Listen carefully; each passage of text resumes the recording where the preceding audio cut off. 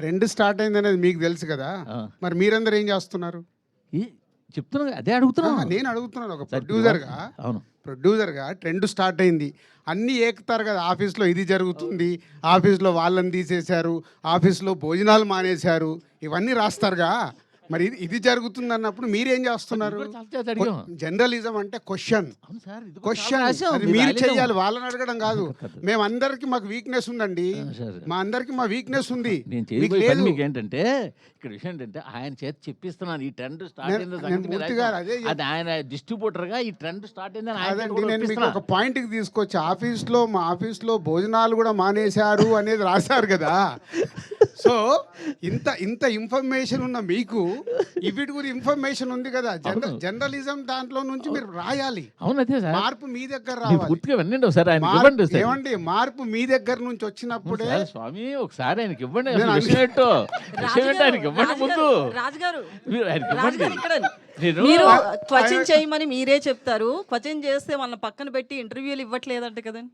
ఇది movie interviews కానీ ఇవన్నీ క్వశ్చనింగ్ ఎక్కువ ఎవరు చేస్తే వాళ్ళకే ఇవ్వట్లేదంట కదండి.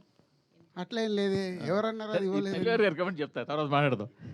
అంటే నేను విషయం ఏంటంటే సార్, గత 2 సంవత్సరాలుగా పెద్ద సినిమాలకి ముందే డిస్ట్రిబ్యూటర్లు ఫోన్ చేసి నెంబర్లు చెప్పకండి, నెంబర్లు మాకు పంపండి, మేము రిలీజ్ చేస్తాము అనే ఒక ట్రెండ్ స్టార్ట్ చేశారు.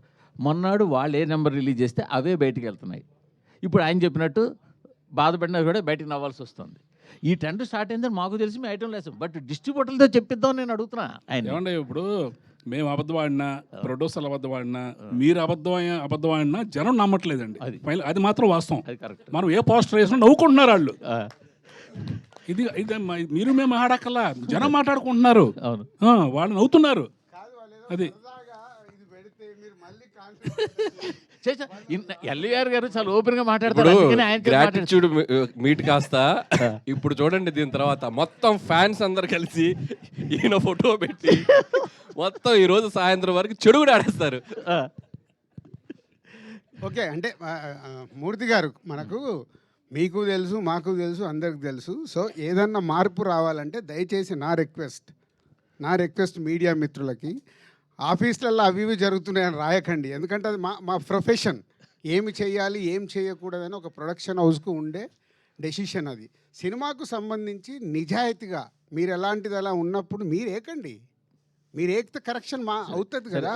మీకే క్వశ్చన్, సంక్రాంతికి 2 సినిమాలు రిలీజ్ చేశారు.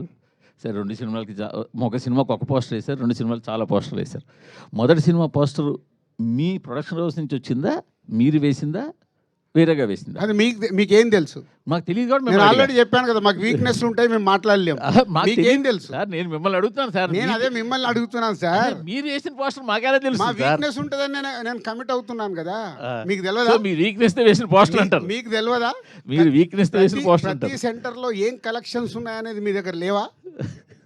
ఫస్ట్ మీ హరి చెప్తున్నా, అందరికంటే ముందు మీ దగ్గరే ఉంటాయంట.